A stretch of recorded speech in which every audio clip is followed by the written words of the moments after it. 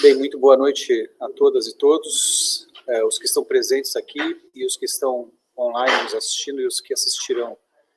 Estamos aqui na noite de quinta-feira, então, dando sequência à edição 53 dos Encontros Nietzsche, promovido pelo Grupo de Estudos Nietzsche, em parceria com o Programa de Pós-Graduação em Filosofia da UFPEL, onde temos um núcleo forte aqui de estudos nietzschianos, é sempre bom dizer. Queria também agradecer como hoje já foi agradecido pelo Vizentain, aos nossos estudantes que estão participando ativamente aqui, nossos estudantes de mestrado e doutorado, né, na organização do evento. Então, antes de passar para a conferência do professor Eduardo Nasser, queria chamar aqui a professora Vânia, que vai nos falar do lançamento, pré-lançamento da edição 45 dos Cadernos Nietzsche, volume 3, tá bem? Então, chamo a professora Vânia.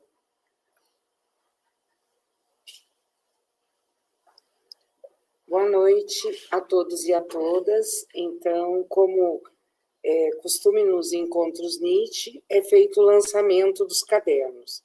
Como os Encontros Nietzsche são sempre em maio e setembro, é nessa ocasião que o GEM apresenta a produção, e dentre essas produções, os Cadernos Nietzsche. Esse ano houve uma exceção em função dos problemas da enchente que afetou o Rio Grande do Sul. O Encontros Nietzsche está sendo nesse período. Então, nós faremos um pré-lançamento dos volume 45 dos Cadernos Nietzsche. Como pré-lançamento, na sequência, o Eduardo Nasser vai apresentar para vocês o sumário. Você dizer que os Cadernos Nietzsche permanecem com a mesma política editorial, a mesma comissão editorial, continua no Cielo, sendo quales a um da CAPES, e que agora houve uma mudança dos editores. Eu, Vânia de Azeredo e Eduardo Nasser, assumimos como editores responsáveis, contando como editor adjunto com Fernando Moraes de Barros. A partir deste número, a revista passa a ser responsabilidade das universidades Federal do Rio de Janeiro, do Estado do Rio de Janeiro, a Unirio, Federal de Pernambuco, Universidade, e Universidade Federal do ABC. Então, agora o Eduardo vai apresentar o sumário para vocês. Obrigada.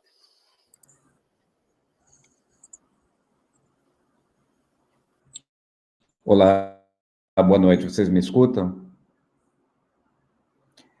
Eu queria só autorização, eu acho que eu preciso, né, para apresentar aqui o sumário.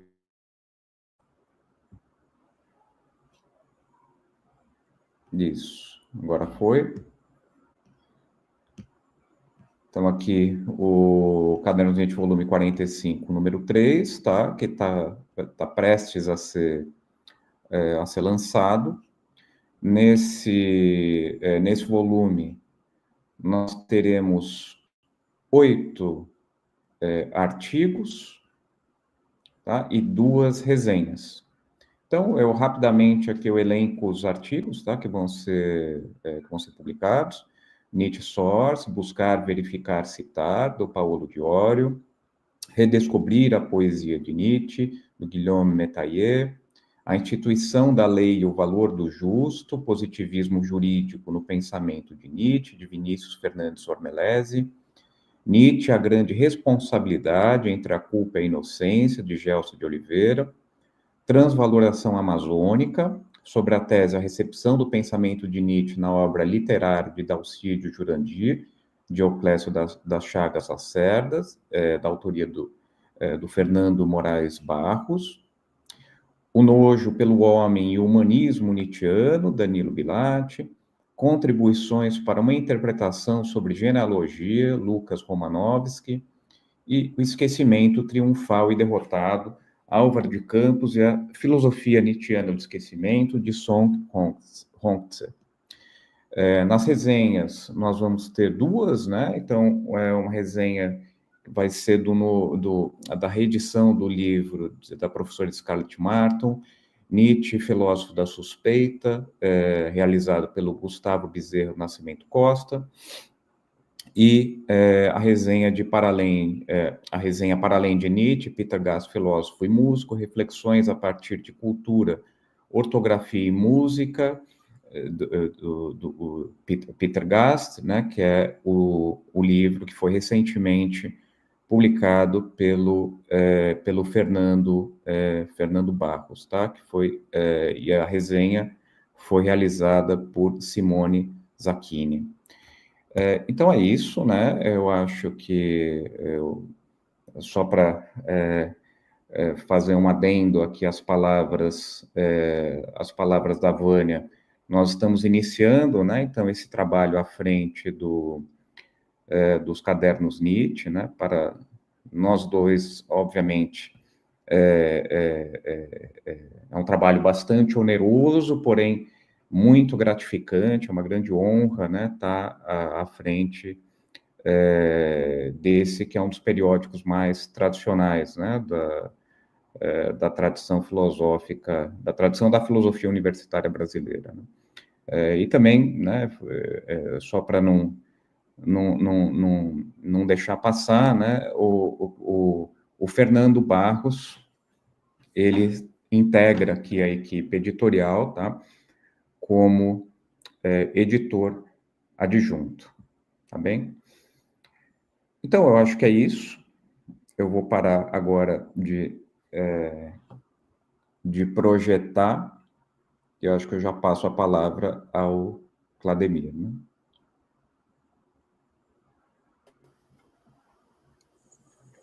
Saúdo a todas e a todos.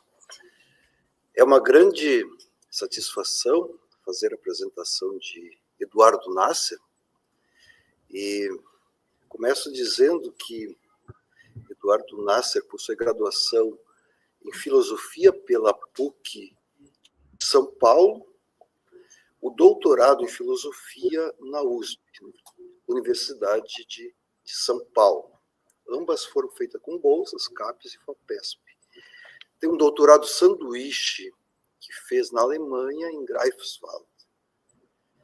Eduardo é membro do GEM, Grupo de Estudos Nietzsche, e também do GIR, que é o Grupo Internacional de Recherche sur Nietzsche, do Hyper-Nietzsche, que é também um grupo internacional, basicamente europeu, e do RIAN, que é mais recente, que é a Rede Ibero-Americana de Estudos Nietzscheanos.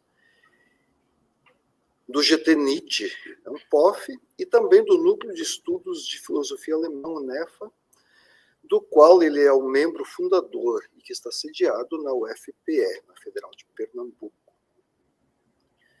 Eduardo também é líder do Grupo de Estudos Nietzsche, o GEM da UFPE, da Federal de Pernambuco, e que é credenciado no Diretório de Grupos de Pesquisa do CNPq.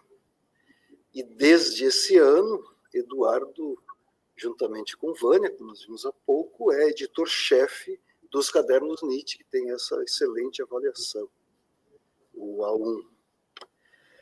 A pesquisa está mais voltada a diversos aspectos de problemas do tempo, ontologia e método, no contexto filosófico contemporâneo, e, claro, a ênfase especial em Nietzsche. E queria dizer que também Eduardo coordena o projeto editorial de transcrições dos cadernos universitários de Nietzsche, que é um projeto importantíssimo, que é inovador, que nós não temos ainda na pesquisa Nietzsche. Atualmente, Eduardo é professor adjunto em filosofia na Universidade Federal de Pernambuco, onde ele exerce também as atribulantes funções de coordenador dos cursos de graduação e licenciatura e bacharelado. E, por fim, queria dizer que Eduardo fez o seu pós-doutorado na Universidade Albert Ludwig de Freiburg, com bolsa CAPES e da Humboldt Stiftung, na categoria pesquisador experiente, a Humboldt, que é uma excelente fundação, então, pesquisador que tem ainda vínculo com essa universidade. E foi também professor do PPG em Filosofia da Federal do ABC. E atualmente está atuando no PPG em Filosofia da Universidade Federal de Pernambuco. Sobre a produção filosófica, Eduardo tem uma vasta produção de artigos, capítulos de livros e livros em português, em inglês e em alemão, vários artigos em alemão, e queria apenas citar o seu livro, que é de 2015, que saiu pela editora Loyola, Nietzsche e a Ontologia do Vir a Ser, que é uma grande contribuição para a pesquisa Nietzsche, sem dúvida. E com isso passo a palavra para Eduardo, para a conferência desta quarta noite da nossa edição dos Encontros Nietzsche, que é a 53ª edição. Por favor, Eduardo. Bom, boa noite. Eu agradeço muito ao amigo Clademir, né, por essa apresentação bastante generosa, e começo cumprimentando, né, a todos os participantes. Manifesto aqui a minha lamentação por não poder estar com vocês presencialmente. Eu, sobretudo, acho que o professor Rubira sabe disso, né? Eu tenho um especial apreço por Pelotas, pela universidade. O professor Rubira, juntamente com o professor Clademir, realizam um trabalho que eu acompanhei já muito de perto, um trabalho excepcional, né? Então, infelizmente, dessa vez, eu vou ter que estar com vocês à distância, né? E claro, né, eu deixo aqui também os meus agradecimentos ao professor Luiz Rubira, né, pela organização, e a todos que participaram ativamente, né, estão participando ativamente da organização dessa belíssima edição aqui dos encontros Nietzsche. Então, nessa conferência, eu vou aqui tratar do que nós podemos chamar do esboço, né, de um programa educacional elaborado pelo Nietzsche nos seus escritos de juventude, tentando colocar em evidência o papel central que vai ser desempenhado pelos estudos literários e de línguas clássicas nesse programa, tá? Então, eu vou procurar demonstrar que esse projeto educacional, apoiado nessas diretrizes, essa é a minha hipótese, tá? Ele é colocado a serviço da recuperação, né, ou no mínimo de uma reaproximação com uma linguagem originária. Em seguida, ainda que de forma mais breve, eu pretendo, né, exibir os problemas, tá, que seriam inerentes a esse projeto. Para isso, eu tomo aqui como ponto de partida 2 escritos que guardam muitas similitudes.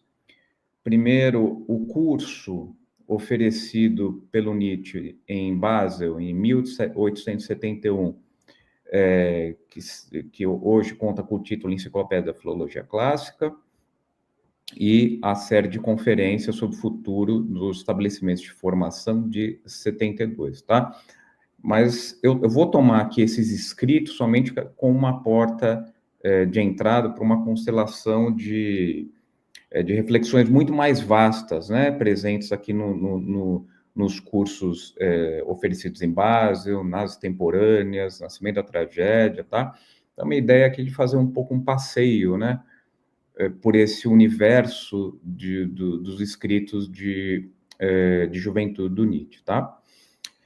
E só ressaltando, né, eu não vou aqui me concentrar nesse, eu não vou só me concentrar nesse período por prudência, né, tendo em vista o tempo, mas também em razão desse projeto ele ter sido suspendido com os rumos que posteriormente vão ser tomados pelo pensamento nietzschiano. Tá? Mas, enfim, depois a gente pode retomar esse tópico, né, quando nós abrirmos para discussão. Eu gostaria já de compartilhar com vocês a tela. Eu preparei alguns slides, tá? Então, acho que eu tenho que parar aqui, só um instante.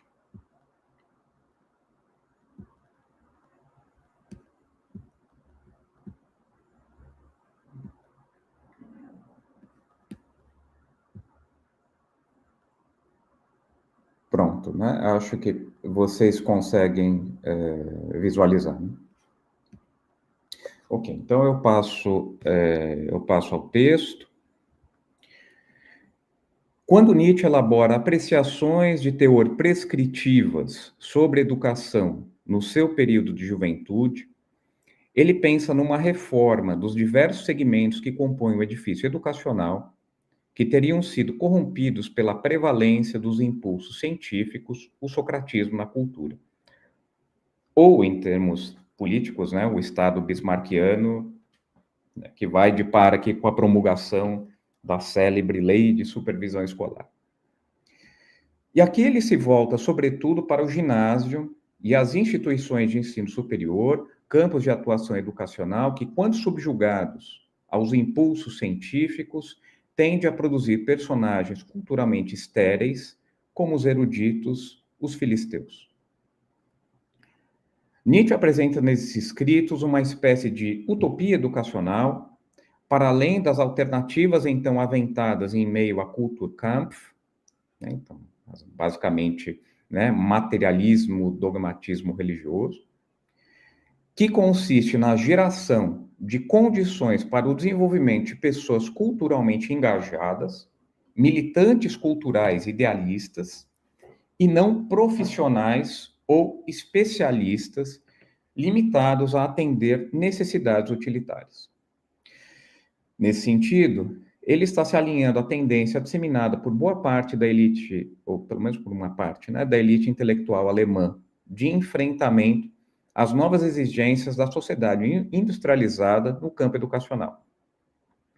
E aqui cumpre lembrar que vai ser justamente na década de 1860 que nós vamos testemunhar, na Alemanha, né, um aumento considerável das escolas técnicas, né, as Realschulen, e isso vai afetar diretamente a organização curricular, né, do ginásio. Desse modo, Nietzsche entende que a incorporação de certas práticas educacionais poderiam, se não remediar, ao menos atenuar os desenlaces potencialmente desastrosos do barbarismo que então se avizinhava. E aqui entra a importância dos estudos literários e de línguas clássicas. Nietzsche faz menção à necessidade de contato com obras literárias e línguas clássicas quando tece suas considerações sobre os processos educacionais ideais de duas personagens, o aluno ginasial e o próprio professor.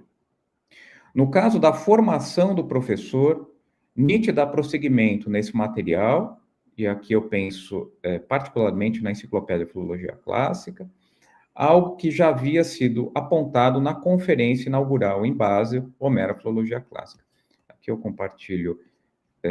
Eu fiz uma série, eu trago para vocês uma série de trechos para que vocês possam se localizar. Então, a ideia, se a gente tivesse presencialmente, a ideia era de estar compartilhando com vocês um handout, né? Ele entende que seria preciso estimular no professor ideal um remanejamento de sua economia pulsional, visando ao refreamento dos impulsos científicos em prol dos impulsos pedagógicos. E, nesse sentido, seria da maior importância que esse futuro professor adotasse uma série de exercícios espirituais. apreciação das artes clássicas, estudo de filosofia idealista, e aqui, sobretudo, ele dá nomes aqui, Platão e Kant, e, enfim, frequentação de clássicos da literatura alemã moderna e da literatura clássica da antiguidade. A leitura de clássicos alemães, e aqui entram Winckelmann, Lessing, Schiller e Goethe, deveria incidir sobre o temperamento do futuro professor, despertando nele o sentimento de nostalgia, tal como consta aqui no texto, né? O contato com a literatura moderna cumpre, assim, um papel preambular. Aqui é importante reparar como essa recomendação difere daquela promovida pela burguesia culta alemã, que ele também chama de filisteus à cultura. Conforme Nietzsche esclarece na primeira extemporânea, os filisteus fazem um uso enviesado do conceito de clássico, ora utilizando de maneira oportunista para consagrar autores menores, como Strauss ou Gutskopf, que, apesar de pouco talentosos, atendem o gosto contemporâneo de uma geração cansada que sofreu um declínio sintático, lexical e auditivo, ora para posicionar-se de forma equívoca para com os reconhecidos clássicos da literatura alemã, como Goethe. Sobre esse segundo ponto, em virtude do culto de viés hegeliano do tempo do agora alemão, ao que foi tratado, né, na palestra oferecida na terça pelo professor Ivo, o erro consiste em não recepcionar esses clássicos como buscadores, né, o Suchende, temerosos ante os efeitos iconoclastas do romantismo. Os filisteus procuraram por modelos definitivos. Porém, esse é um reflexo da influência prejudicial do epigonismo, ou pelo menos de um mau uso do epigonismo aliado ao hegelianismo preponderante e o culto do presente. Tá? Temas que vão ser bastante discutidos nas extemporâneas, talvez, né, acho que sobretudo na segunda. O que dificulta o reconhecimento de que os clássicos alemães servem de porta de entrada para os genuínos clássicos da antiguidade. Assim, a leitura de autores como Goethe ou Lessing viabiliza uma preparação emocional para se travar contato com a antiguidade e os seus clássicos. Esses, sim, modelos definitivos e incontornáveis. Tá? E lembrando aqui, pelo menos neste momento, o Nietzsche ele julga a imitação como um princípio ordenador da cultura, mais propriamente a imitação de figuras geniais, tá? De modo que o problema não está tanto na imitação, mas no modelo a ser imitado, né? Mas, enfim, esse é um outro tema que vai aparecer aqui na discussão de forma periférica, mas que a gente pode retomar quando nós abrimos para a conversa. A lista dos clássicos da antiguidade é bastante variada.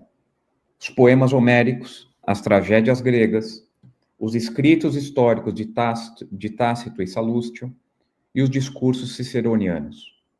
O ponto aqui é que, em contato com os clássicos da literatura, o professor se depara com o que possui valor de ideal, de modelo, o que acentua o seu impulso estético, pois o esteta é aquele que identifica no passado o que possui valor de ideal, e, por conseguinte, o impulso pedagógico, pois somente ao se deparar com o ideal que a missão pedagógica se coloca.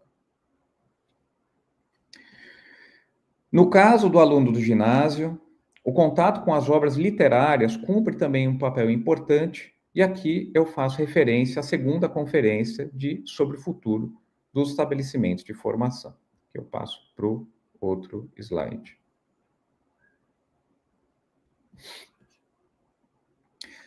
Nela, Nietzsche salienta que o foco do ginásio é a educação de cunho formal, voltada para a língua materna, e, para tanto, o contato com clássicos da literatura seria de grande valor. Embora essa inclinação possua alguma proximidade com as diretrizes balizadas há pouco, no caso da formação do professor, existem algumas diferenças. Em primeiro lugar, Nietzsche entende que os alunos do ginásio, devido à imaturidade, não deveriam se ocupar dos genuínos clássicos da literatura. Eles deveriam antes se restringir aos clássicos da literatura moderna alemã, e aqui Nietzsche elenca mais uma vez Goethe e Schiller. Ademais, não se trata de incentivar o contato com essas obras a fim de tão somente despertar o temperamento nostálgico. Temos um novo aspecto agora: tomar os clássicos da literatura como cânone formal para o aprendizado e aprimoramento da língua materna. É crucial reparar que a tarefa que está sendo aqui delineada vai de par com a promoção de estudos das línguas clássicas. Na mesma conferência, só para deixar claro, né, situá-los, né, eu estou aqui na segunda conferência, tá, do Sobre o Futuro. Então, na mesma conferência, Nietzsche recorre aos estudos de grego e latim com uma expectativa desculpa, similar àquela acalentada em relação à literatura. Seguramente não se trata de encontrar no ensino dessas línguas um meio completamente satisfatório de aperfeiçoamento do alemão. Nietzsche deixa claro que a seriedade experimentada durante as aulas de latim e grego nos ginásios são logo sucedidas pela postura indisciplinada para com o idioma materno, postura incentivada pelo próprio professor. De qualquer modo, o fato é que temos aí um instrumento suplementar para se conquistar a excelência formal que deveria ser almejada no ginásio. Bom, posto isso, né, e aqui eu me concentro mais detidamente no caso da formação ginasial, as nossas questões são as seguintes, que eu vou tentar explorar, né, com vocês. Como exatamente o contato com a literatura e as línguas clássicas se converte numa ferramenta de aprimoramento da língua materna? E por que a língua materna, que obviamente ele está pensando no alemão, deve ser o principal objeto de investimento educacional? Para tentar encontrar as respostas para essas perguntas, penso que seria conveniente começar evocando as indagações mais especulativas, filosóficas, que Nietzsche leva a cabo no período sobre a natureza da linguagem. Portanto, nós passamos aqui a um tópico de filosofia da linguagem.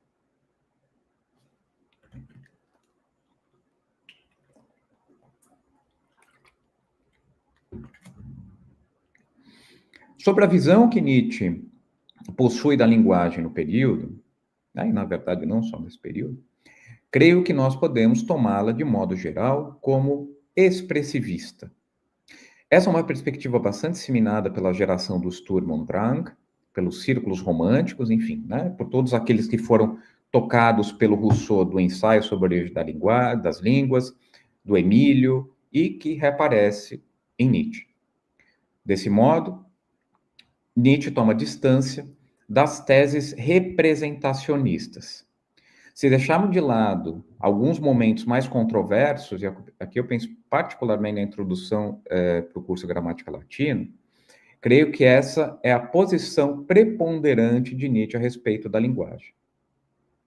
Tá? Embora se possa colocar com razão indagação acerca do alcance da expressividade, né? Porque certamente a expressividade ela vai variar, tá? Conforme a maior ou menor transigência com a metafísica. Tomemos aqui tomemos aqui como exemplo, né, o escrito Visão Dionisíaca de Mundo. Opa, perdão. Eu acho que está... Acho que eu errei aqui na organização, só um instantinho. Pronto, está aqui.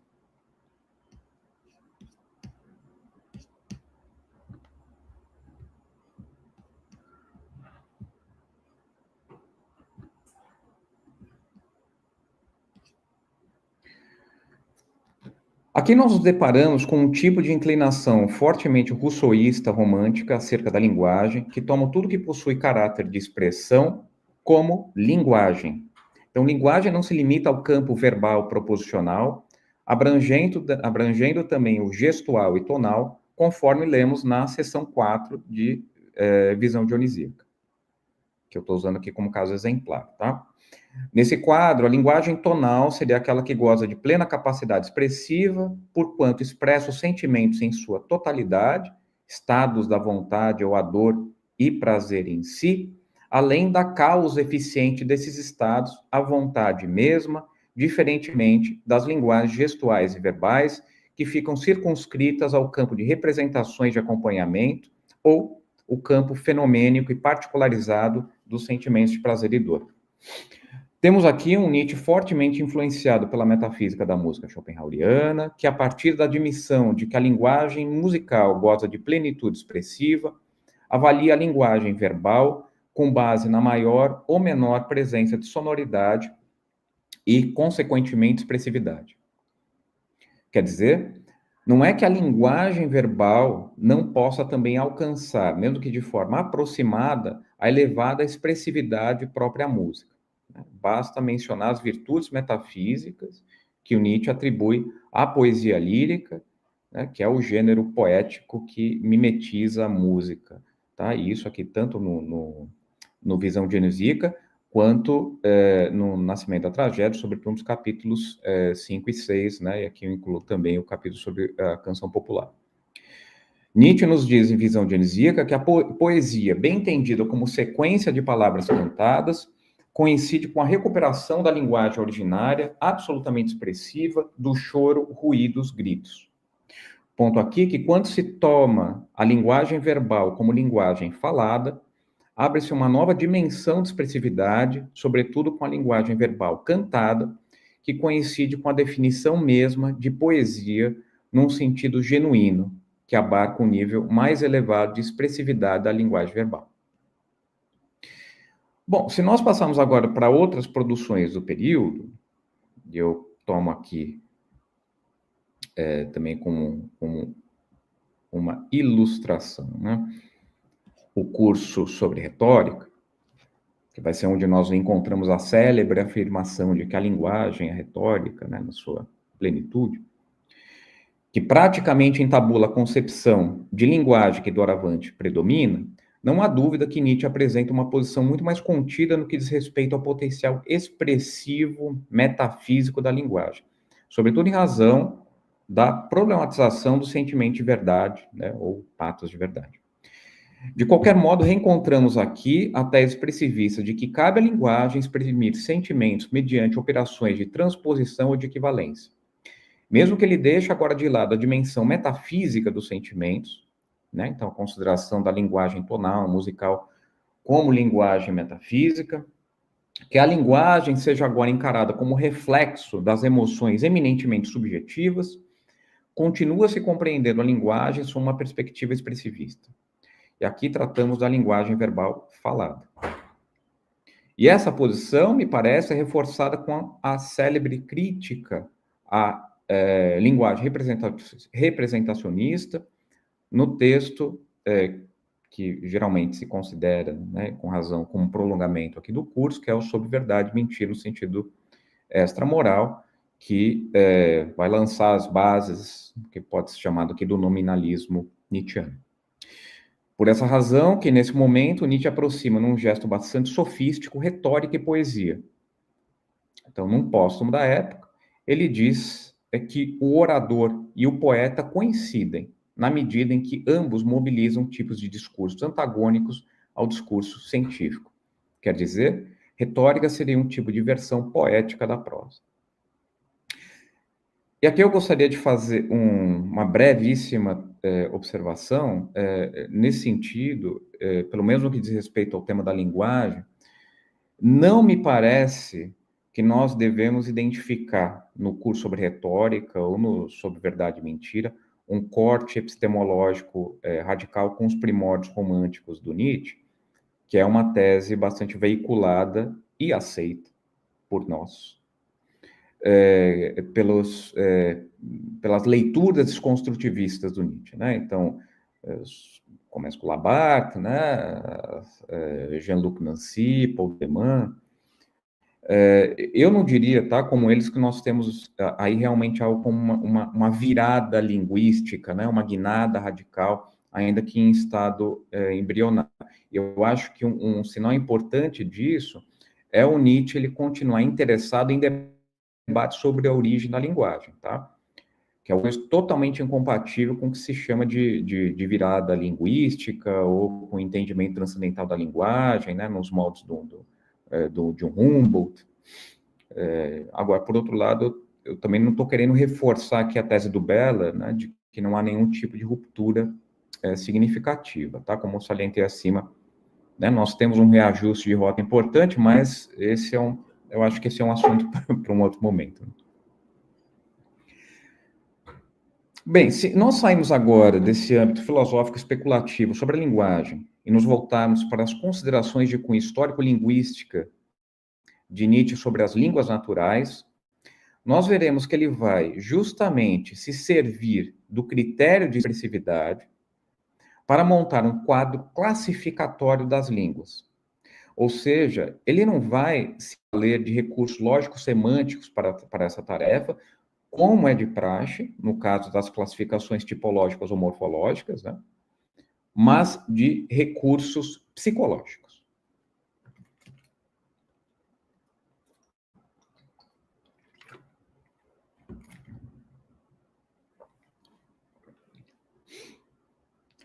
Em primeiro lugar, é importante destacar que Nietzsche aceita a abordagem genealógica das línguas formulada pelos linguistas. A esse respeito, é bastante valioso o segundo capítulo do curso sobre gramática latina, quando ele se apropria da tese de August Schleicher das conexões genealógicas entre as línguas no momento de formação delas. Né? O Schleicher, que é uma figura que ficou muito conhecida, né, por difundir o diagrama da árvore genealógica das línguas, que o Nietzsche ele também vai reproduzir, tá? Eu trago aqui para vocês. Ele vai reproduzir no curso, no segundo capítulo do curso sobre gramática latina. Quer dizer, o desenvolvimento de uma língua não é isolado, mas passa a ser visto uma cadeia de ramificações que obedece à seguinte ordem. Né? Então, Ursprache, né? Então, a língua originária, Grundsprache, línguas, dialetos, subdialetos. O grupo de línguas provindas de uma Ursprache são linhagens de línguas que, por sua vez, dividem-se em famílias. Porém, Nietzsche rejeita veementemente, em diferentes momentos do período, o tipo de interrogação imparcial, pretensamente científica dos linguistas. Tá? E aqui eu trago um trecho exemplar a esse respeito, que é da enciclopédia, mais um da enciclopédia.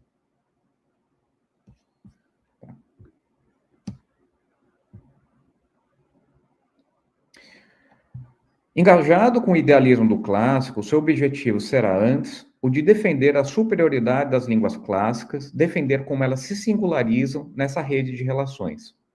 Então, vejam, o Nietzsche ele aceita a tese de que o grego e o latim eles são ramificações da língua originária indo-europeia, o que é, tá? Nesse contexto, é uma posição que a gente pode considerar como vanguardista, se nós considerarmos a reação dos filólogos clássicos mais ortodoxos ante o advento da linguística, tá? Porque a linguística ela era vista, né, como uma ameaça não só uma ameaça teórica, né, mas uma ameaça disciplinar, vamos dizer assim, a filologia clássica, né? Quer dizer, tomar as línguas clássicas como partes de uma genealogia mais vasta, tá? Porém, o Nietzsche ele vai procurar defender que as línguas clássicas, né, apesar de elas estarem imersas num processo de desenvolvimento, exprimem o apogeu das potencialidades da linguagem mesmo. Tá? E aqui se trata da conquista dos princípios estilísticos mais elementares da língua. Nesse sentido, é interessante reparar como Nietzsche se afasta da perspectiva classicista mais ortodoxa em relação às línguas clássicas, que pode parecer defender algo similar. Se nós pegarmos nomes como Wolff ou Hermann, a grande virtude de uma língua como o grego seria de cunho lógico. Então, o grego antigo serve para esses nomes, né, como uma espécie de chave para se decifrar conceitos mais gerais, né, para as categorias universais. Pois nós não teríamos nessa língua praticamente distinção, não teríamos praticamente distinção alguma, né, nessa língua, né, no grego, entre linguagem e pensamento. Também não se trata aqui de se beneficiar do privilégio concedido à língua grega nas classificações tipológicas ou morfológicas realizada pelos linguistas, que é um tipo de empreendimento que foi idealizado e disseminado pelos irmãos Schlegel, que tomam as línguas inflexionadas ou orgânicas como superiores em virtude de uma capacidade representativa mais acentuada. Não é esse o enfoque de Nietzsche. Não encontramos nessas línguas, como desejava Wolff, a tradição racionalista de Hermann, o depositário para as formas lógicas. Para Nietzsche, o que nós verdadeiramente temos nessas línguas são as normas retóricas e rítmicas mais elementares, tal como ele vai afirmar na enciclopédia. Aqui eu passo... Eu queria só situar isso, eu quero só situar um trecho bastante revelador nesse sentido aqui com vocês, né? Onde ele diz, né, nós somos estilisticamente rudimentares, pouco sabemos sobre o ritmo da fala, do período, da escolha das palavras, da conclusão das sentenças. Então ele diz, daí no final é que ele diz, nós somos barbarói, né? Então, e aqui no sentido que foi abordado de forma muito oportuna, né? Foi abordado mais cedo pelo Fernando, do barbarismo, né? Como essa ausência de destreza com a língua, né? Mais propriamente eloquência, né? Então, ele, como se diz, ele segue aqui, ele fala, é o tagarela, né? Então, só para fechar aqui o trecho que eu queria ler, de modo que devemos, portanto, necessariamente considerar a retórica grega e romana, além disso, o ritmo. O ponto é que as línguas clássicas, sobretudo o grego, destacam-se na cadeia de desenvolvimento das línguas por possuírem recursos estilísticos sofisticados para a expressão sentimental, pela priorização da língua falada, arte retórica, ritmo, tom. Poderíamos, talvez, enxergar nesses atributos do grego, não exatamente o estabelecimento de uma nova forma de lidar com a linguagem, mas antes como a manutenção de características da língua originária, né, o indo-europeu, que, em alguns momentos, Nietzsche sugere ser uma língua plenamente poética, né, o que revela, mais uma vez, um traço tipicamente rousseauista, romântico, né, que vai tomar a língua originária como pura poesia. Isso aqui, só para não dizer que reflete a narrativa do livro da Gênesis, né, da língua adâmica que precede a fragmentação. O valor expressivista da língua grega, o fato dessa língua realizar o desiderato mais ordinário da linguagem, se deve, antes de tudo, à primazia que essa civilização conferia à oralidade. Não é que os gregos não possuíssem escrita, algo que Nietzsche enfatiza no curso História da Literatura Grega. Mas eles souberam identificar que a língua escrita seria incapaz de reproduzir todas as modulações da fala, sendo assim privada de elevada aptidão expressiva. Pois, como já sabemos, a realização expressiva da língua depende da sonoridade. É como se os gregos tivessem notado na escrita uma deficiência da linguagem. Nós encontramos um panorama semelhante a este, que estamos trabalhando, na história da literatura grega, concebida por Nietzsche, né, um projeto acadêmico editorial que ele vai delinear entre 67 e 69, que culmina, né, nos cursos com esse mesmo título, que vão estar sendo oferecidos na década de 1870 em base.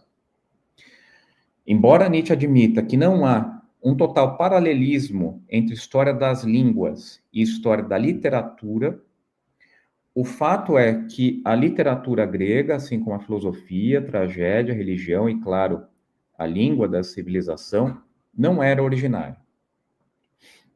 Na história da literatura grega, Nietzsche chama atenção para isso, explicitando as influências asiáticas por detrás da gestação da poesia grega. Porém, tal como no caso da língua, a literatura grega representa um momento de estabelecimento do que chamamos de clássico, o ponto mais elevado da literatura, de tal modo que toda produção literária ulterior se limita a imitá-la.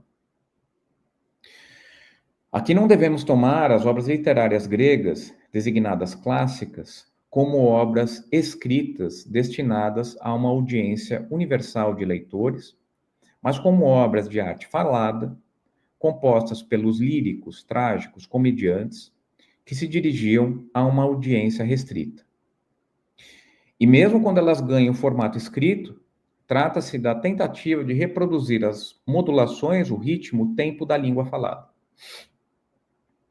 com o uso da língua cantada, sonorizada, esperava-se, num culto, por exemplo, influenciar os deuses, no simpósio, obter efeitos catárticos através das disputas. Né? E lembrando aqui que essas obras clássicas, né, são exercícios poéticos retóricos voltados, sobretudo, para o culto religioso, simpósio, festas e as competições. Né? Na poesia lírica de um Arquíloco, tal como está em Nascimento da Tragédia, num dos momentos mais significativos das considerações de Nietzsche sobre literatura grega, pretendia-se conquistar uma plena expressão sentimental, um estado de êxtase similar à música, o que conduz à vivência metafísica. Ou seja, o que temos na literatura grega são tentativas de explorar ao máximo o caráter expressivo inerente à língua grega mesmo.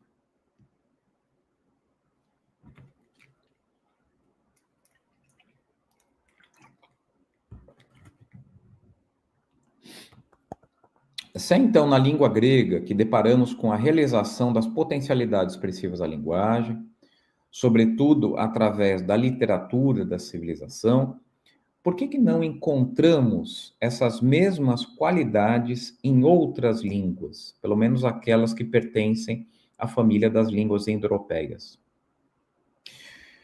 Uma primeira resposta para essa pergunta pode ser dada mediante o reconhecimento da maior preponderância conferida à língua escrita, ainda no mundo grego, mais especificamente a partir de Aristóteles, que vai se estender por toda a história das línguas ocidentais. A partir desse momento, as línguas tendem a ser menos expressivas, haja vista que a escrita enfraquece ou anula a sonoridade da língua, que é o que viabiliza a expressividade. Temos, então, aqui uma torção do modo como os gregos lidavam originariamente com a própria língua. Agora, o mais significativo nesse acontecimento não é tanto a descrição histórica levada a cabo por Nietzsche da transição da prioridade conferida à oralidade para a escrita, mas sim o reconhecimento feito por ele de uma nova economia pulsional que passa a se apoderar e nortear a cultura, né? Que é o que, de fato, a gente pode estar aqui identificando como causa, né, dessa transformação. A transição da fala para a escrita reflete o remanejamento dos impulsos dominantes na cultura. E, nesse caso, trata-se de um momento em que os impulsos científicos, lógicos, né, os impulsos pelo conhecimento, preponderam, que seria, no final das contas, uma forma malograda de lidar com o pessimismo, tal como Nietzsche vai discutir no 15 do Nascimento da Tragédia. Estamos aqui diante do fenômeno do socratismo na cultura, difusor do otimismo teórico, introduzido por Nietzsche nos seus escritos sobre tragédia. O que acontece é que, conforme o impulso científico prospera, a linguagem passa a ser encarada sob uma nova ótica, não mais como um veículo de expressão afetiva, mas como signos de conceitos e objetos. Em prol do conhecimento, seria preciso neutralizar justamente o lado sonoro da linguagem ligado à expressividade. Então, notem aqui, né, que o que o Nietzsche ele tá fazendo aqui, talvez mesmo que indiretamente, né, é uma espécie de psicologia do livro 10 da República, né, a expulsão do poeta, né, que vai estimular a inadequada disposição das partes da alma, né, como a gente bem conhece. Então, o momento dessa torção, da transição do privilégio da língua falada para a escrita, coincide com o momento em que o cientista e o filósofo torna-se a personagem principal da cultura. Aqui temos, ao mesmo tempo, a geração da prosa, da filosofia e da ciência. Esse entrelaçamento entre declínio dos potenciais expressivos, poético-retóricos da língua e cientificidade aparece em diversos momentos dos escritos desse período. No Nascimento da Tragédia, lemos, por exemplo, que com o socratismo temos a morte da poesia. No curso sobre retórica, que com o crescimento da consciência científica, a preocupação com a verdade e a preocupação pela verdade, a retórica é desprezada. Em suma, essa virada copernicana pulsional no seio da cultura acarreta o afastamento das línguas particulares dos desígnios mais primordiais da linguagem, ou seja, provoca uma perversão ou uma deterioração das línguas pós-gregas. A seção 5 da quarta extemporânea é, nesse sentido, bastante valiosa. Eu passo aqui.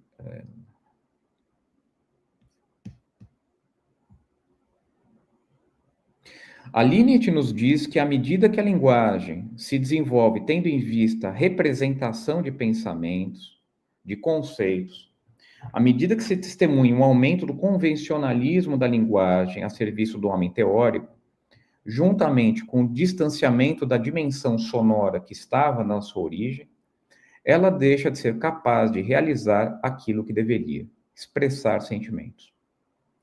Em alguma medida, nós estamos aqui com uma nova versão da tese rousseauista presente no ensaio sobre a origem da linguagem, em que, com a entrada na vida social, a linguagem deixa de ser natural, expressiva, né? Então, sinais, gemidos, interjeições, e passa a ser artificial, conceitualizada, perdendo gradualmente esses elementos patéticos originários. Né? Então, o Rousseau, tá? Ele vai promover uma filosofia da história pessimista, anti-iluminista, anti-positivista, né? Em que o processo civilizatório, o triunfo do espírito sobre a natureza, dá início, né, esse afastamento do homem do seu estado natural, o que também vai acarretar na degeneração da linguagem, né, como um dos seus sintomas. Vários nomes foram tocados por essa espécie de drama cultural com ênfase na linguagem, desde Herder, dos diários de viagem, até Wagner e, obviamente, o Nietzsche aqui. Estamos diante de uma narrativa completamente inversa àquela do desenvolvimento das línguas posta pelos iluministas. Tá? E aqui eu refiro vocês à tese do Hobbes a esse respeito, né? De como que a linguagem, a língua originária, ela seria rudimentar, né? E que gradualmente ela vai se sofisticando. O que vimos pode, enfim, ajudar a elucidar por que se faz necessário estimular o estudo de línguas clássicas e literatura da antiguidade clássica, tendo em vista o aprimoramento da língua alemã. O propósito que parece mover esse projeto é o anseio de devolver à língua materna os atributos expressivistas da linguagem natural mediante o contato com aquele idioma e com a literatura daquele idioma, né, o grego.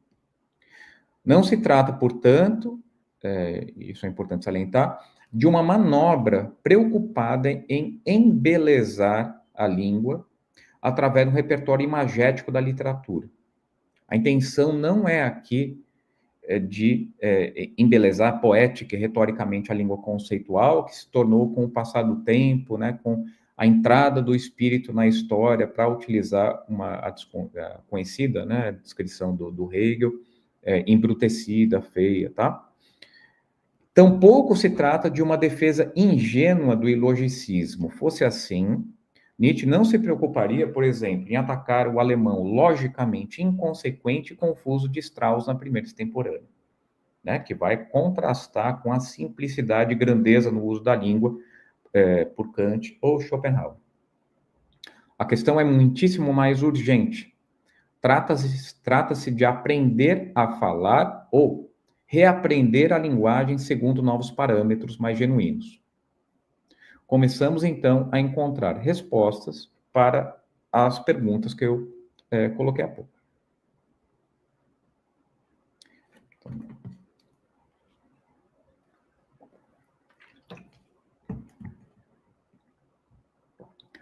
Agora, nós vimos que, no caso da formação ginasial, Nietzsche indica, além de estudos das línguas clássicas, a leitura de clássicos da literatura, a fim de aprimorar a língua. Lembremos que ele não almejava inserir clássicos da antiguidade no currículo ginasial. Por quê? Se a deterioração que acomete todas as línguas de família indo-europeia após o apogeu da língua grega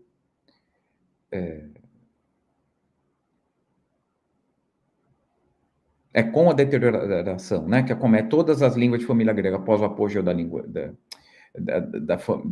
que acomete todas as línguas da família indo-europeia após o apogeu da língua grega, é de supor que o alemão também seja afetado. Essa suspeita parece ser reforçada quando nós nos voltamos para diversas passagens dos escritos desse período, em que Nietzsche endereça ataques muito duros à língua alemã do presente, seguindo muito de perto as críticas de Schopenhauer no capítulo 23 do segundo volume de Parerga.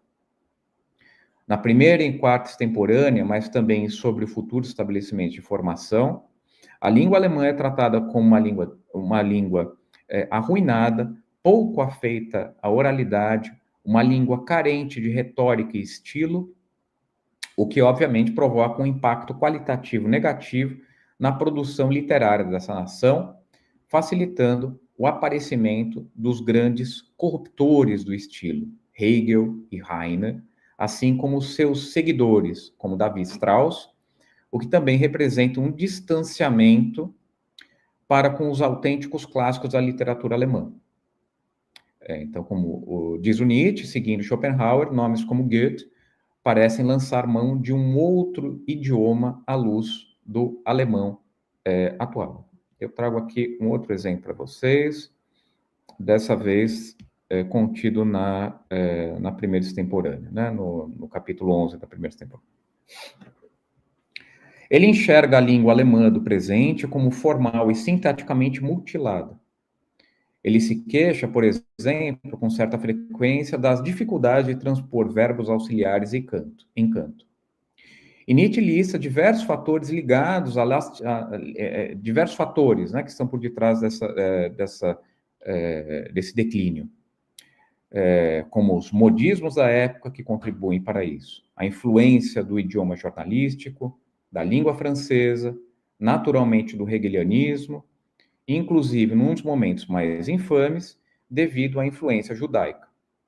E aqui eu me refiro às críticas dirigidas à escrita de Heine, Auerbach e Strauss. Sobre isso, tá? Eu vou fazer só um adendo rápido, porque é um desses pontos bastante controversos, sem querer isentar o Nietzsche da responsabilidade das ideias que ele veicula. Eu só acho importante pontuar que praticamente toda essa lista de influências maléficas, né, provém do Schopenhauer e do Wagner. Então, por exemplo, Schopenhauer ele vai problematizar, né, de modo explícito no capítulo 23 do Parerga, que eu mencionei há pouco, os problemas decorrentes da invasão dos jargões jornalísticos na língua alemã. Tá? O Wagner também, no escrito moderno, ele vai problematizar a influência do dialeto judaico no alemão, né? Na verdade, o Wagner, ele julga que o alemão falado pelos judeus era uma outra língua. Então, o Nietzsche, ele assimila, né, essas apreciações que já estavam circulando, né, e, enfim, que já estavam presentes aqui nos grandes mestres dele no período, tá? Agora, no entender de Nietzsche, a língua alemã apresenta uma diferença em relação a outras línguas pertencentes à família indo-europeia. E nós temos aqui 2 momentos reveladores a esse respeito, que eu também trago.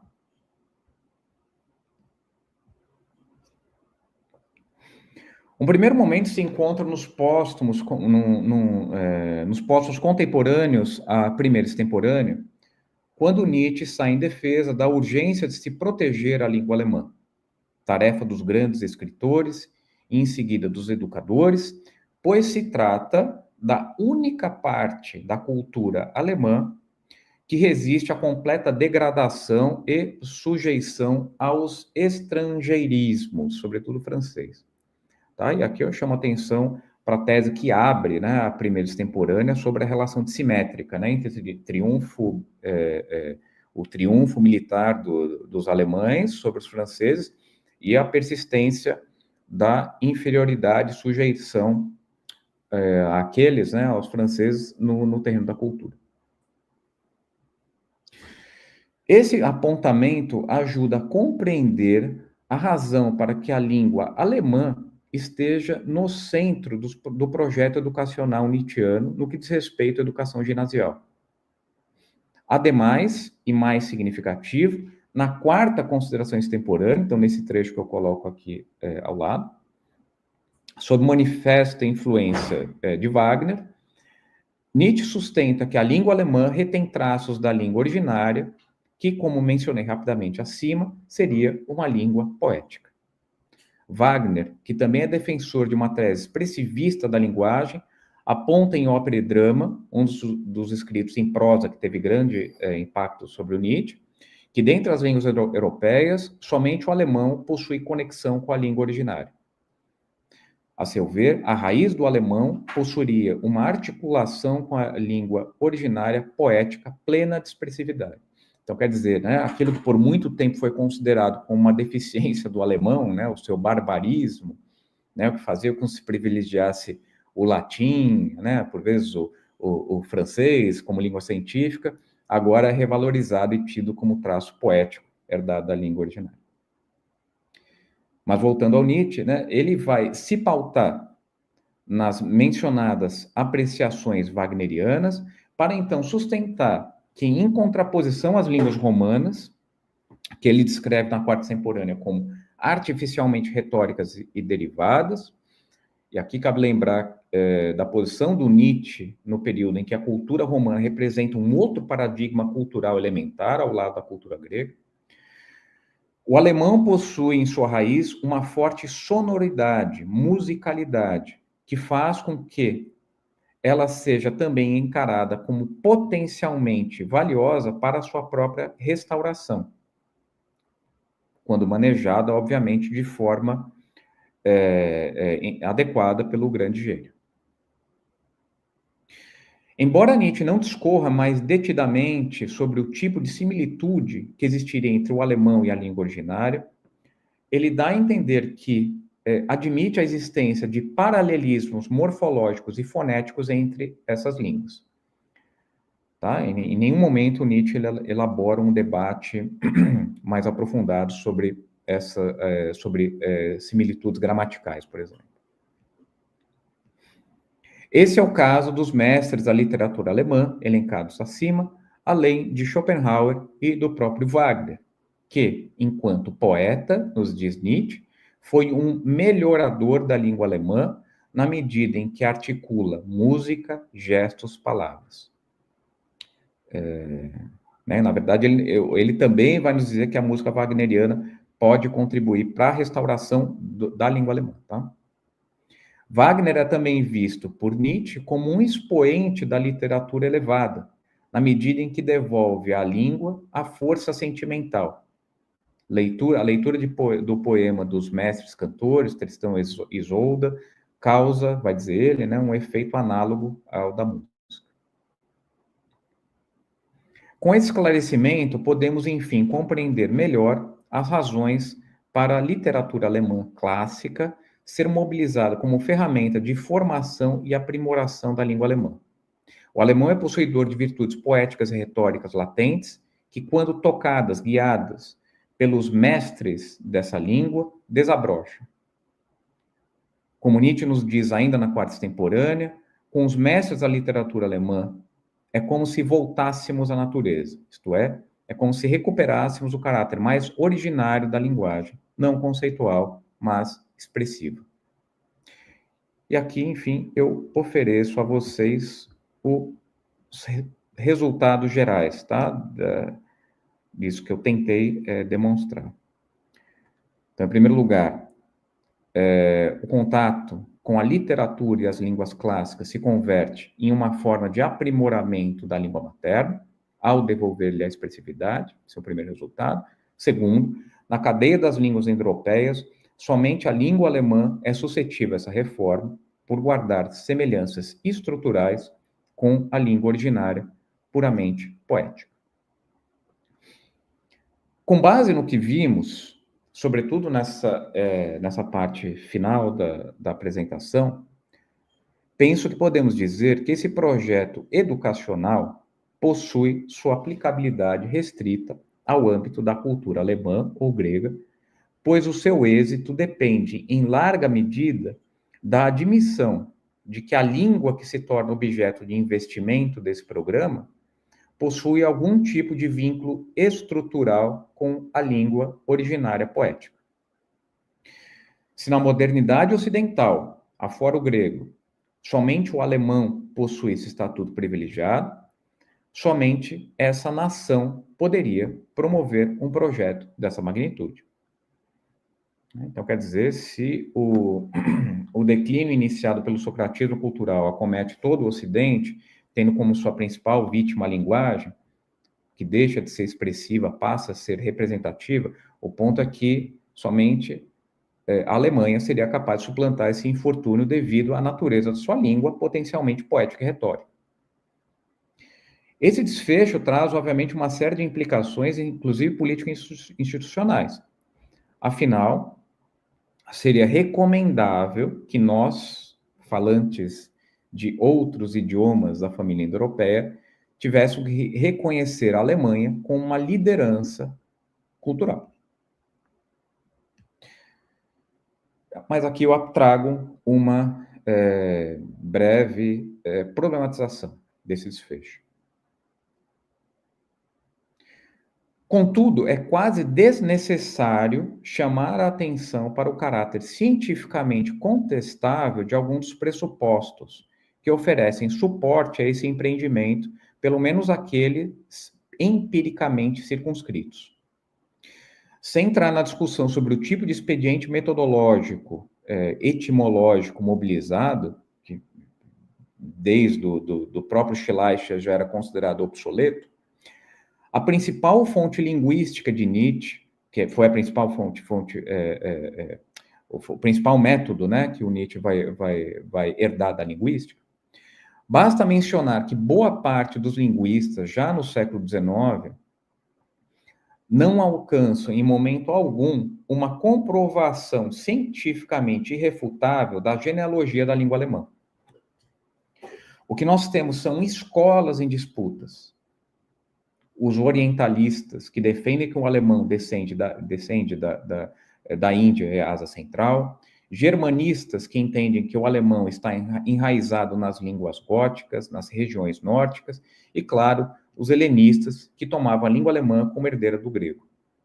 A tese contida no curso sobre gramática latina, do alemão como uma das línguas filhas da língua originária indo-europeia, é tão somente uma, dentre outras hipóteses lançadas pelos linguistas, que o Nietzsche admite, sobre a origem das línguas ocidentais, incluindo o alemão. Ademais, excetuando linguistas, por assim dizer, românticos, que seguem a senda do Friedrich Schlegel, né, sobre a sabedoria e a língua dos indianos, que caracteriza o grego, latim e alemão como derivadas da língua originária, que é o sânscrito. Perdão, eu vou reler aqui.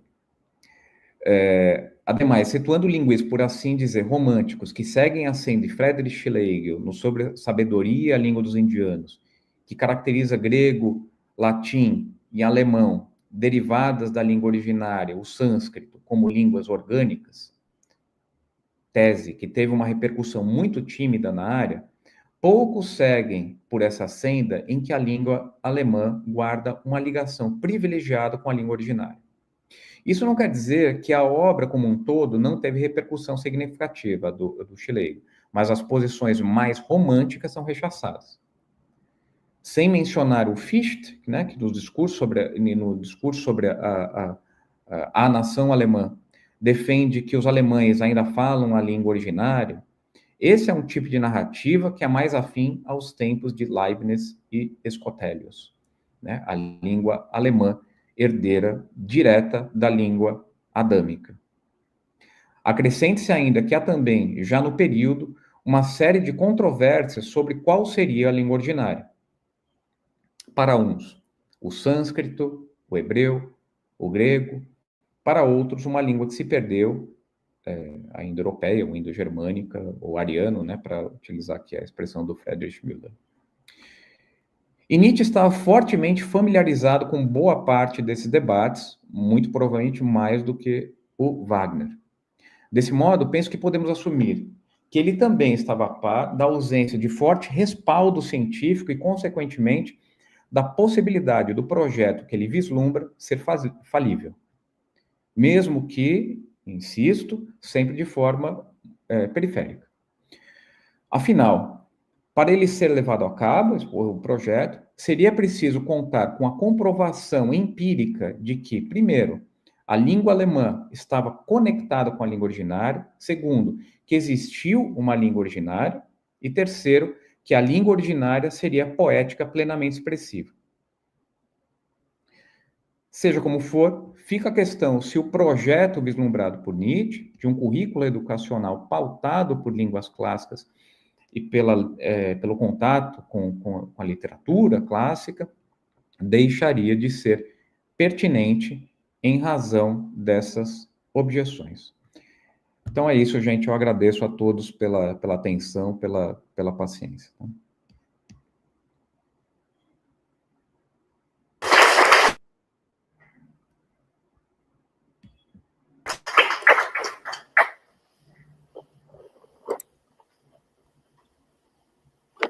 Obrigado, Eduardo, por sua excelente conferência. E agora nós temos um bom tempo para questões e para a nossa discussão. Eu passo inicialmente a palavra ao público.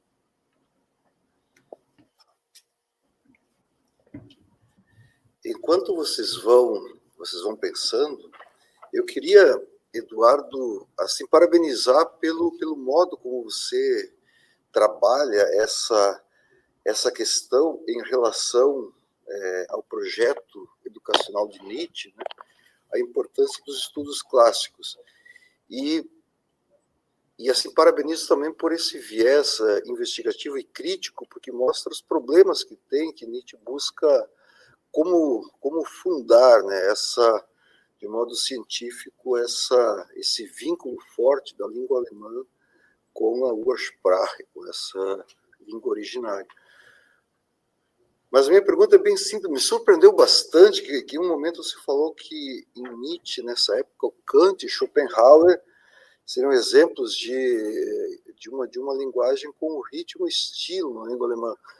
Schopenhauer eu entendo, mas o Kant, a escrita dele é um exemplo de pedantismo acadêmico, não difícil ver ritmo, estilo na obra de Kant, mesmo quando ele escreve lá sobre os juízos do gosto, do belo, na crítica do juízo não tem.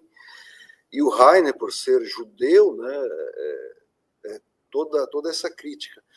Mas a minha pergunta é bastante simples. Você, em momento algum, mencionou o Martin Luther. Se para o Nietzsche dessa época, o Martin Luther também seria um mestre da literatura alemã. Porque o Goethe e Schiller nós entendemos, né? E quando Nietzsche fala língua alemã, ele está falando do Hochdeutsch, o alto-alemão, né? Porque os dialetos, né? Os dialetos eles são quase incompreensíveis entre si. O Plattdeutsch, os Sächsisch, eles não se entendem e é difícil. São barbarói, né?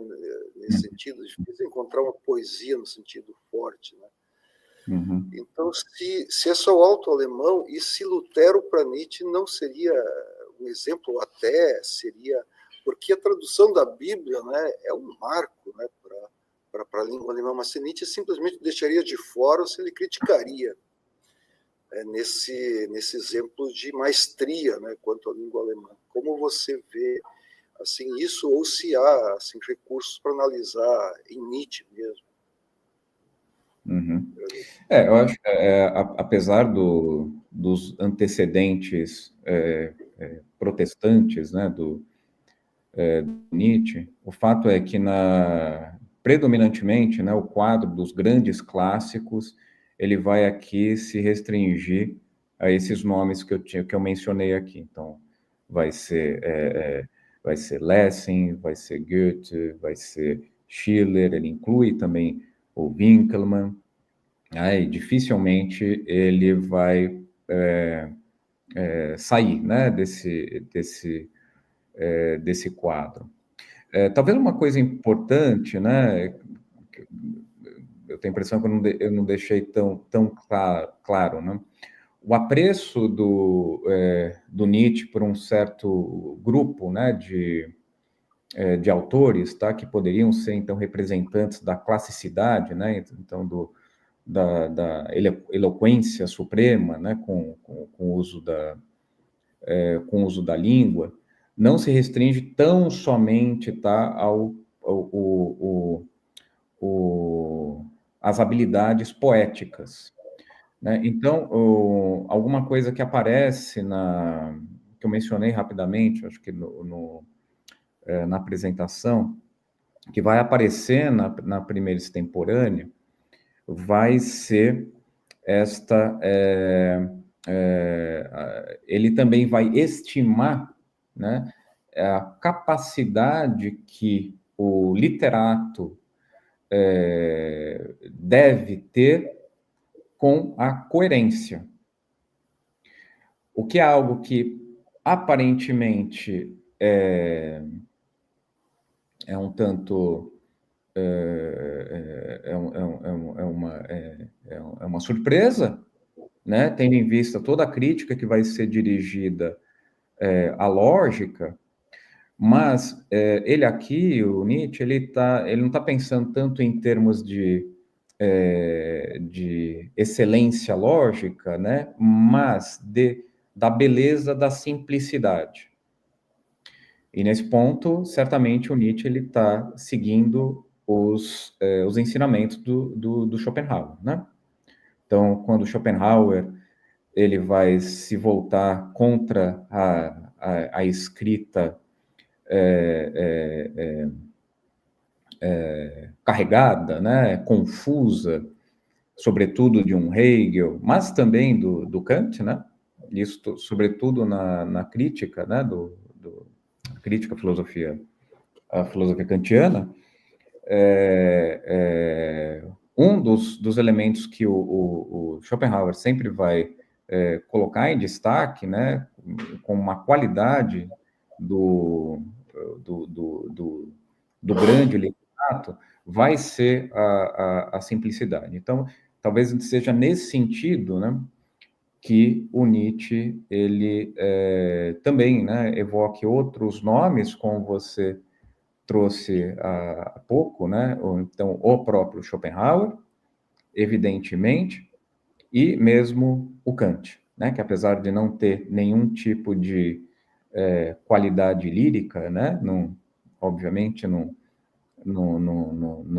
nos escritos nos escritos do Kant, pelo menos os escritos que ele está tendo em vista aqui, eu tenho a impressão que ele está pensando com esses parâmetros, são parâmetros estéticos também, né, mas que não necessariamente está ligado à capacidade, ao potencial lírico, né, musicado, né, do uso da língua. Talvez, nesse sentido, a gente possa, eu acho que pode ser oportuno, né, nós evocarmos aqui os dois grandes modelos, né, os dois grandes modelos poéticos do Nietzsche, que o Nietzsche ele mobiliza bastante, né, sobretudo no Nascimento da Tragédia, que vai ser o épico, né, e o lírico. Né? Os dois são formas, né, são variações poéticas, né? Ou seja, então tem um caráter de expressividade, mas com um alcance e propósitos muito distintos. Então, talvez a gente poderia, né, levar essa discussão para essa outra, né, sobre os dois grandes modelos poéticos. Muito obrigado. Temos uma questão agora da professora Kátia Hansa, que eu peço para sentar aqui para melhor. Sí. Muchas gracias por la excelente conferencia. Es un panorama realmente muy consecuente, ¿no? Sobre todo se entiende muy bien por qué Nietzsche pone tanto énfasis en la estética, ¿no? Y me gustaría preguntarte en ese contexto cómo comprendes tú la tesis de Nietzsche en la lección inaugural de que Homero es un juicio estético. ¿No? Es una tesis que él, ¿no?, del significado material de Homero, dice, ¿no? Me parece que da pie, lo que tú has presentado, a comprender mejor ese punto de vista de la lección inaugural. No sé, ¿qué opinas? Uh-huh. Sí, bueno, si quiere puedo contestar en español, pero bueno, no lo sé lo que es mejor. Acerca de esa cuestión, lo que pasa es que gente, vocês estão me vendo ou não? Eu perdi aqui o...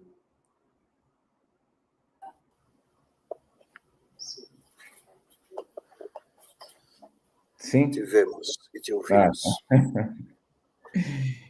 Bueno, acerca de Homero en la conferencia inaugural.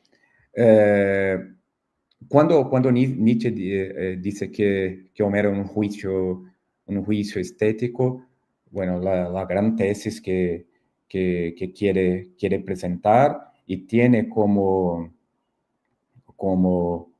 su más importante referencia lo que enseñó Wolff en los prolegómenos, es que, bueno, entonces no hay esta persona, este individuo que se llamaba Homero. Entonces tenemos que suponer que la creación de los poemas homéricos, entonces la Ilíada y la Odisea, no puede ser la creación de un autor. Y lo que va a presentar, lo que me parece ser la idea más compleja de esta presentación de la conferencia inaugural, que la producción de los poemas homéricos son hechos por varias personas. Entonces, por una generación de poetas a lo largo de siglos. Y a esta generación, generación que va a poetizar, que va a crear entonces los poemas homéricos, el gran problema es que, y hay una tesis schopenhaueriana por detrás, el gran problema si hablamos de una generación, como él dice, la masa poetiza. El gran problema es que los impulsos, las pulsiones son ciegas. Entonces, por supuesto, es una tesis schopenhaueriana, y por eso lo que intenta hacer en esta conferencia es suponer que hay sí el genio que va a intentar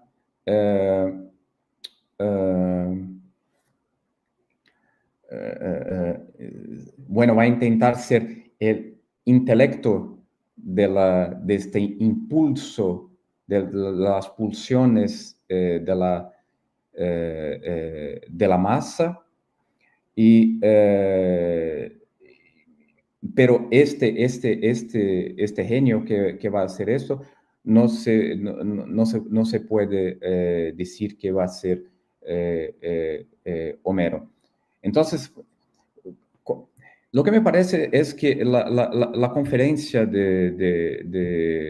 acerca de Homero con estas tesis es una conferencia muy compleja, y en las cartas del periodo, incluso hay una carta que escribe Nietzsche a Rod, en que dice que lo que estaba presentando es una presentación esotérica, que si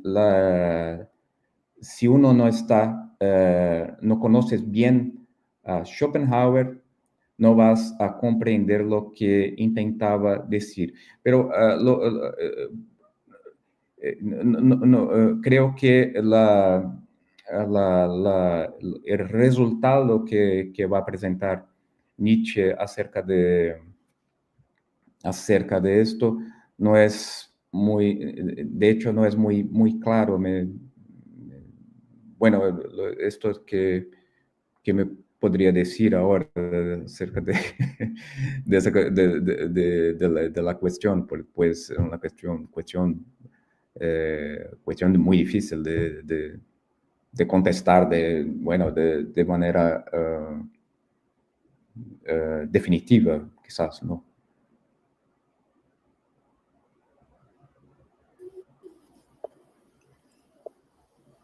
Es un contrapunto. Sí,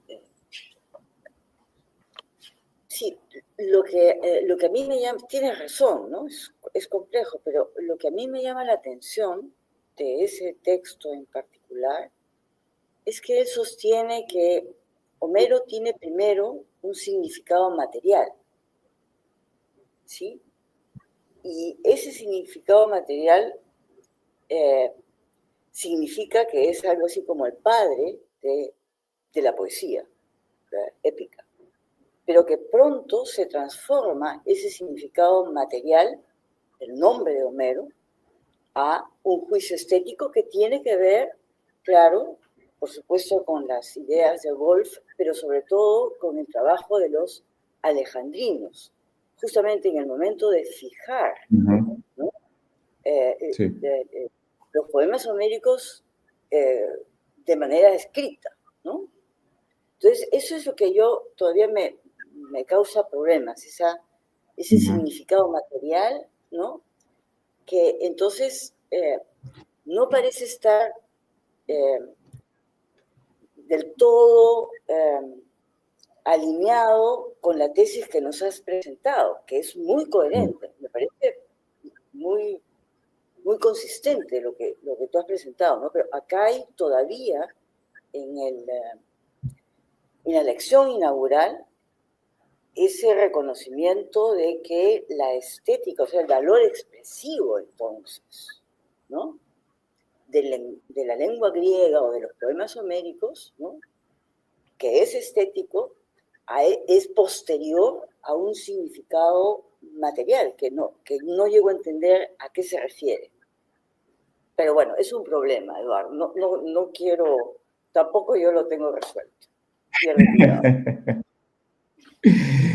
Sí. Bueno, creo que acerca es una muy buena cuestión. Te agradezco muchísimo, Katia. Lo que me parece que podría ser interesante para esta discusión es de pensar una vez más acerca de esta distinción entre la poesía épica y la poesía lírica. Pues cuando Nietzsche va a trabajar con la poesía lírica, en el nacimiento, la tragedia o bueno, en el curso acerca de la lírica, lo que va a decir es siempre que la poesía lírica es más originaria que la épica. Y entonces esto es me parece que un punto importante para esto que has hablado. Pues si la lírica es más originaria, ¿cómo que Homero podría ser el padre de la poesía? Entonces, lo que me parece que cuando dices que, cuando Nietzsche dice que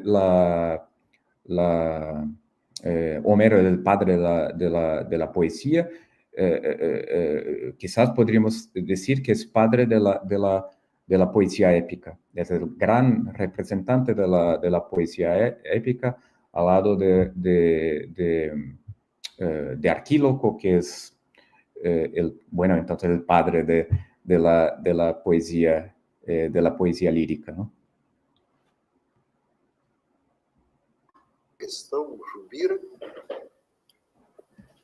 A próxima questão Jubira.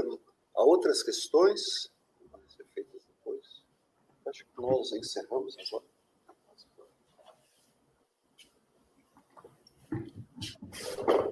Sérgio, muito obrigado. Então,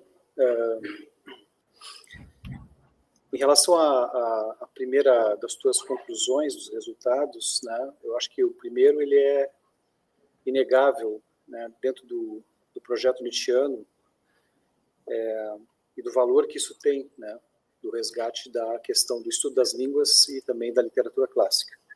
E acho que no próprio desenvolvimento do pensamento de Nietzsche isso aparece cada vez de forma mais intensa, né? Bom, mas em relação ao segundo resultado, eu queria te perguntar o seguinte, que é a conexão, então, pelo menos para aquele Nietzsche daquele momento e com o que o que estava em andamento em termos de estudos, né? Dessa aproximação, então, do grego com o alemão. E aí eu te pergunto o seguinte, o que vai acontecer depois com Nietzsche desse momento, tá? Tanto na primeira tragédia, em termos de escrita e de linguagem, né? E também nas extemporâneas, não te parece que ainda Nietzsche ainda está realmente ainda muito preso a um tipo de dicção, de fonética, que ele não tem ainda realmente um grande e profundo domínio de tudo isso aí que poderia conectar ele com uma linguagem grega ou etc. Reestabelecer o fenômeno alto, né, da língua. E depois, quando ele vai passar para humano, alguma coisa se passa ali. Então, o que eu queria saber? Primeiro, se tu reconhece essa dificuldade em ler esse Nietzsche, né, eu tenho dificuldade, né? Eu que sou leitor do último Nietzsche, tenho uma dificuldade enorme com o Nietzsche primeiro e depois o intermediário. Mas, se tu reconhece essa dificuldade e se o que acontece ali na virada? A virada, porque até então ele está estudando e ele está querendo, é uma coisa bem intelectual e tal, né? Chegar nisso, nesse domínio da língua e da linguagem, mas ele, evidente, a gente conhece, ele passa por problemas de saúde, né? Então, o que leva ao quê? Ou é as duas coisas juntas que vai começar com que ele realmente, aí ele vai inserir uma nova forma de escrita, ele vai inserir a poesia, ele vai resgatar a poesia logo ali adiante, diferentes, né? Queria ouvir um pouco mais sobre isso, ou seja, sobre o próprio efeito disso que ele forçou tanto, que ele pensou tanto sobre o próprio caminho dele. Tá? Obrigado. Bom, primeiro acerca dessas mudanças, né? Eu acho que um primeiro esforço, né, que a gente teria que fazer aqui, e que não é fácil, é o de realizar um mapeamento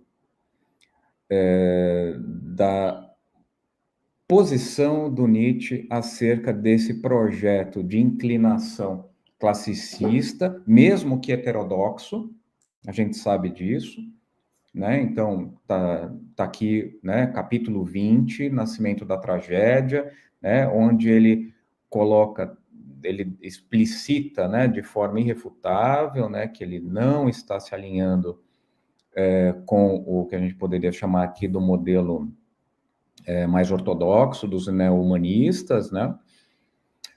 Então, Winckelmann similares, né? Então, é um Nietzsche aqui muito tocado pelo Burckhardt, mas, ainda assim, né, ele guarda, e isso é inegável, né, um tipo de expectativa que se alinha com o projeto classista alemão. O que vai, de fato, acontecer é que, a partir de 1875, então, e aqui eu estou pensando nós filólogos, tá? Antes do Humano Demasiado Humano, a gente vai estar testemunhando uma guinada radical em relação a este classicismo que até então preponderava, tá? Então, se a gente for se a gente for consultar as extemporâneas, por exemplo, a segunda extemporânea, isso talvez não fique tão evidente, né, numa primeira aproximação, em comparação, talvez, com o Sobre o Futuro, né, onde isso daí é muito explícito, né, esse engajamento classicista, né. Obviamente, se a gente passar pela questão do epigonismo, né, a crítica ao epigonismo, que vai aparecer com bastante força na segunda extemporânea, e a impressão que a gente tem é que o Nietzsche, finalmente, né, ele está se modernizando, mas não é bem assim, né? Como eu mencionei em algum momento, ainda que rapidamente aqui na apresentação, a crítica ao epigonismo, ela tem que ser vista de forma com muita cautela, porque a grande questão aqui referente à imitação, né, a problematização que ele vai fazer da imitação vai ser de determinados modelos que vão estar servindo de referência para a cultura alemã, né, que não são os grandes mesmo, né, que a gente já sabe, então, que são os clássicos da antiguidade.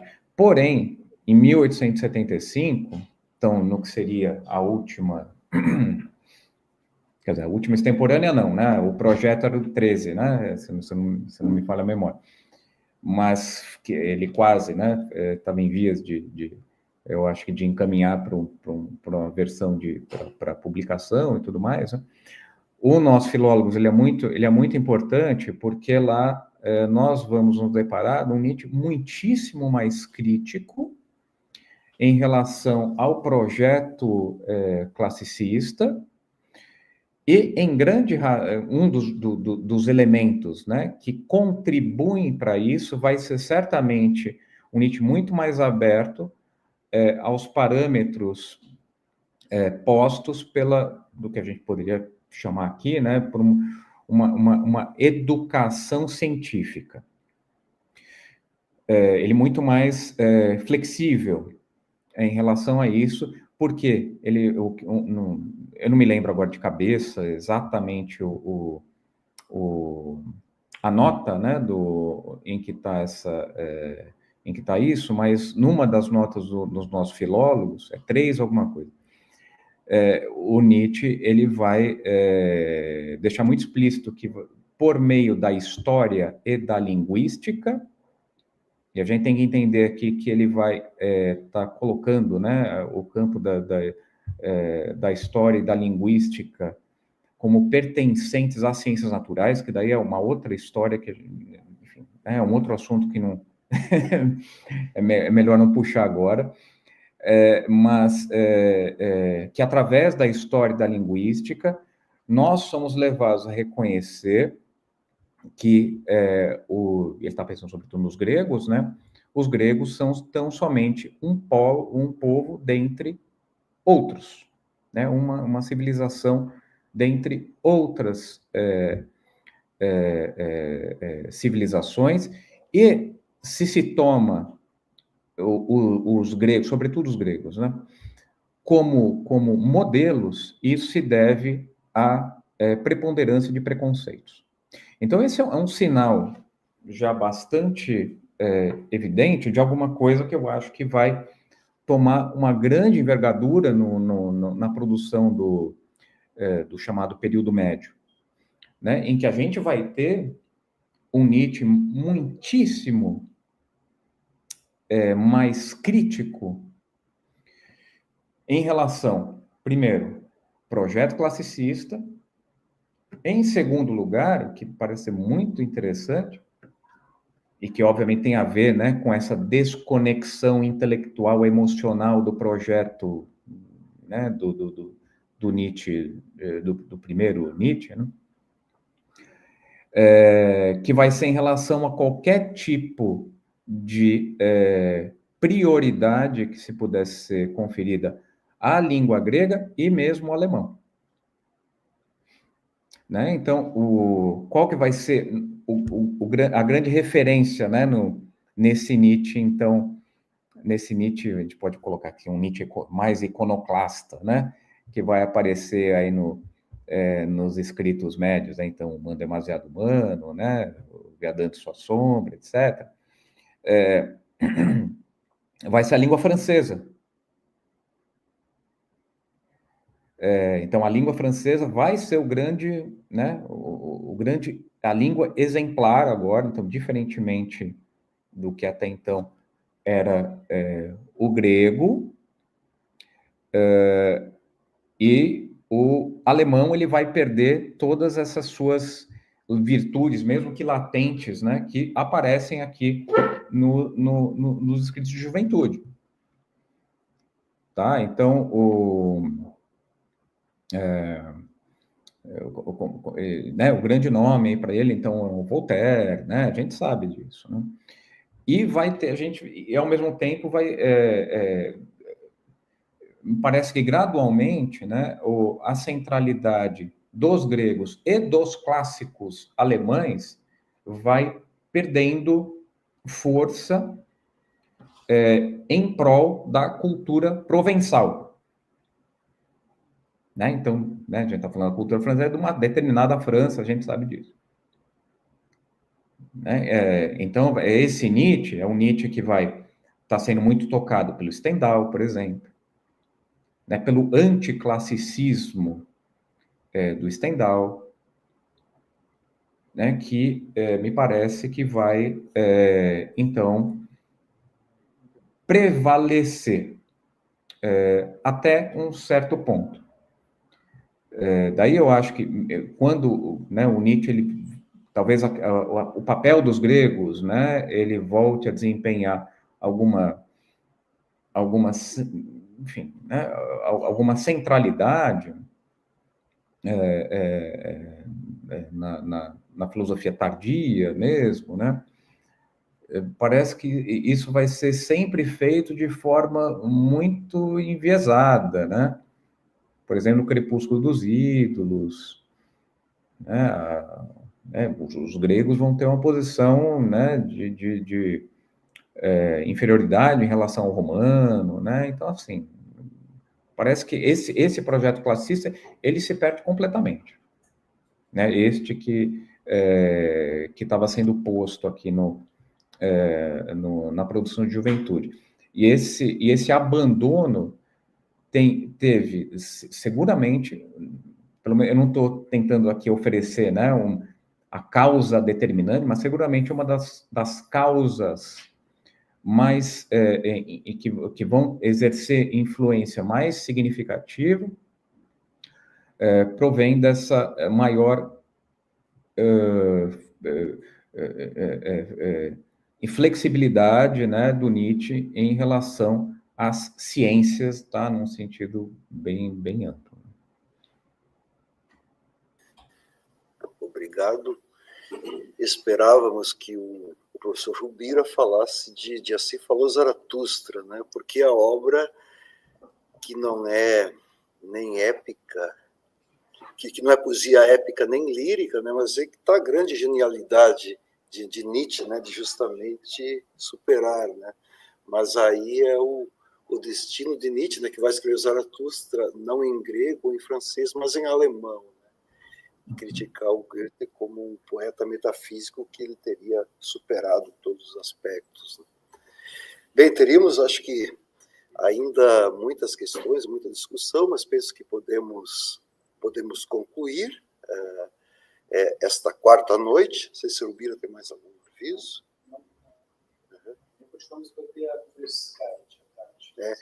Amanhã à tarde, 14 horas, teremos a conferência de encerramento com o professor Scarlett Marton. Muito obrigado, professor Eduardo. Uma boa noite a todas e a todos.